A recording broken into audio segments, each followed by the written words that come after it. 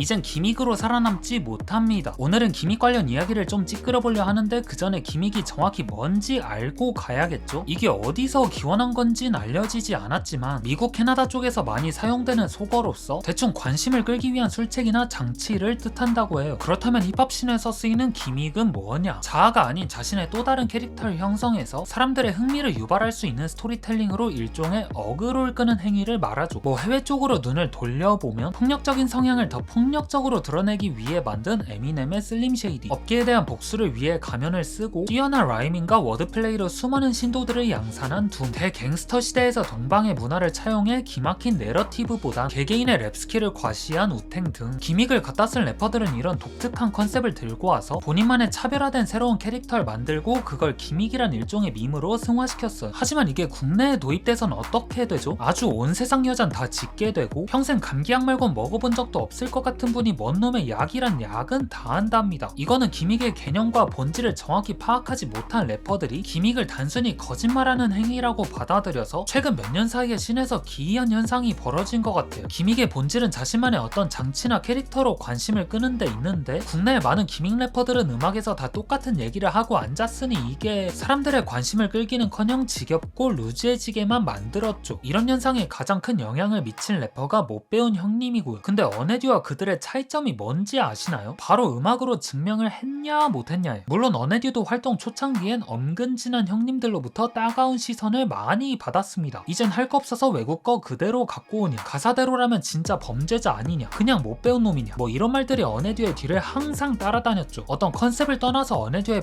퍼포먼스라던가 가사의 형식미도 불안정했기 때문에 그를 한 명의 뛰어난 래퍼로 인정하려는 흐름은 딱히 없었어요. 긍정적으로 보는 입장에서도 그냥 뭔가 새로운 시도라는 애가 나왔네 하는 선에서 그치기 마련이었죠. 이때까진 컨셉의 설득력을 음악으로 증명하지 못했으니까요. 하지만 어네듀는 이런 씬 바깥에서 오는 저항에도 굴하지 않았습니다. 사람들이 뭐라던 SNS와 가산에서 기믹질을 멈추지 않았고 오히려 더 뻔뻔하고 당당한 태도로 일관했죠. 어네듀가 계속 이런 식으로 나오니까 나중에 진짜로 그가 서울대 출신인 걸 믿는 사람들도 등장을 했고요. 그만큼 기믹질을 하는 데는 이미 말렙을 찍었단 거예요. 근데 여기선 어네듀는 기믹 너머에 있는 음악에 있어선 언제나 진정성 있는 태도를 갖췄었다고 해요. 겉보기엔 당연히 그렇게 느껴지지 않겠지만 주변인들의 언사와 자체적인 실력 향상을 미뤄 봤을 때 그의 어떤 결연한 태도에 사람들은 믿음을 한 스푼 실어줬죠. 그 분기점이 된 게 영앤리치에 들어가고서 발표한 후드스타고요. 엎드려 빠져 너네 그따구로 할 거면 엎드려 빠져 나 지금 빡쳐 너네 그따구로 하는 거 보니까 빡쳐 내 눈을 다 꺼내서 보여줘 베이비 기분이 어떤지 내게 말해줘 지금 다가 좋아 지금 내 성격 너무 급해 내 거 다가 좋아 지금.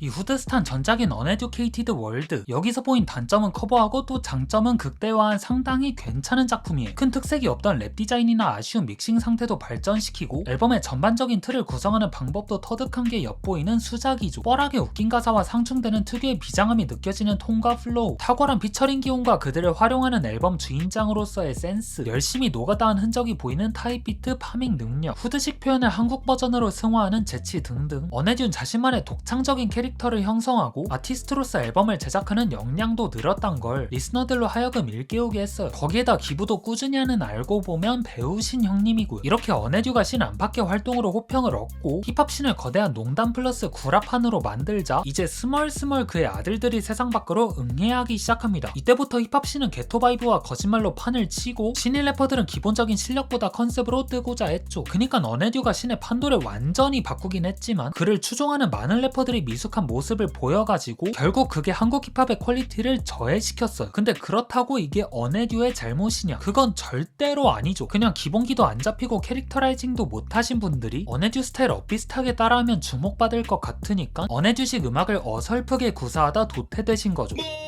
발치에서 너를 보고 있을게 고무신 거꾸로 신음을 각오해. 이런 대목에서 수많은 대중들은 자신의 이야기와 목소리를 내던 그 이전 세대의 래퍼들과 큰 괴리감을 느끼고 요즘 힙합은 진정성이 없다는 말까지 하는 것 같습니다. 얼마 전 김심야도 비슷한 맥락에서 요즘 한국 힙합씬이 비관적으로 보일 수밖에 없다고 인터뷰에서 밝혔고요.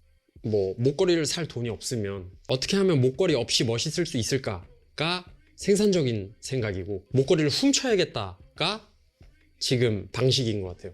목걸이를 훔쳐서 목걸이가 있어봤자 그 목걸이가 원래 갖고 있는 의미 자체는 사라져 있다 보니까 결국에 모든 래퍼들에게 요구되는 건 뒤지게 잘하는 것밖엔 없다 해. 어차피 잘 듣지도 않는데 잘해서 뭐하냐. 방송 탄 다음에 싱잉랩 몇 개 말아서 EP 내면 되는 거 아니냐. 이런 말이 나오는 건 어쩌면 당연합니다. 개인의 밥벌이를 우선으로 생각하면 맞는 말이니까요. 하지만 아티스트 본래의 매력을 버리고 듣기 좋은 멜로디컬한 사운드, 두리뭉실함과 거짓말이 난무한 가사, 과연 이런 것들이 힙합을 통해서 느낄 수 있던 멋이었던 걸까요? 이번 스카이민혁 사례만 보더라도 알 수 있잖아요. 아티스트 개인의 서사를 앨범에 담아내고 거기서 본인만의 매력을 보여주고 하고 싶은 말을 뱉는 쿨함을 유지하는 게 씬과 개인의 인생에 어떠한 영향력을 갖다 주는지를, 거기다 그 뒤에 보여준 행보도 정말 멋있어요. 팬들의 열띤 앨범 풀매수와 응원에 힘입어 전국 무료 버스킹 투어를 다니고 상금과 콘서트 참여 기회를 내건 컴피티션 대회를 개최한 것에 이어 무료 공개 믹스테이프 발매와 단독 콘서트 진행 등등 팬들에게 보답할 부분들은 확실하게 보답하고 본인의 몸집을 불리는 데에도 열정을 쏟았죠. 하물며 언텔은 어떤가요? 기억상으로는 랩 원툴인 줄로만 알고 있던 래퍼였는데 첫 번째 EP부터 뭔가 범상치 않음을 보여주더니 작년 말에 발매한 애니멀로 리스너들의 이목을 사로잡았죠. 이게 연말에 발매돼서 묻힌감이 있어서 그렇지 앨범을 들어보신 분들은 알 겁니다. 이 앨범이 얼마나 매력적인 작품인지를. 자신의 나태함과 권태기가 있던 시절을 각종 동물에 빗대서 은유적이지만 직설적으로 표현한 컨셉도 흥미로운데 그걸 풀어가는 언텔의 솔직한 내러티브도 인상적입니다. 지극히 언텔의 개인적인 이야기임에도 불구하고 듣는 사람 모두가 쉽게 공감을 하고 이해할 수 있죠. 해당 이야기에 청자 자신을 대입해보면 본인이 힘들었던 지난 과거를 떠올리게 하거든요. 이렇게 내용의 몰입감이 상당한 앨범이다 보니 언텔은 전작들의 화려한 사운드보다 비교적 가볍게 터치했는데 이런 부분은 또 그가 음악적으로 영리해졌다 라는 생각을 동시에 들게 했어요. 또 보컬을 운용하는 방식이라든가 멜로디를 만드는 역량도 상당히 발전해서 언텔이 이전보다 아티스트로서 능숙해진 모습 역시 확인할 수 있었죠. 이젠 거의 뭐 야야툴의 저리 가라 할 정도의 육각형 플레이어예요.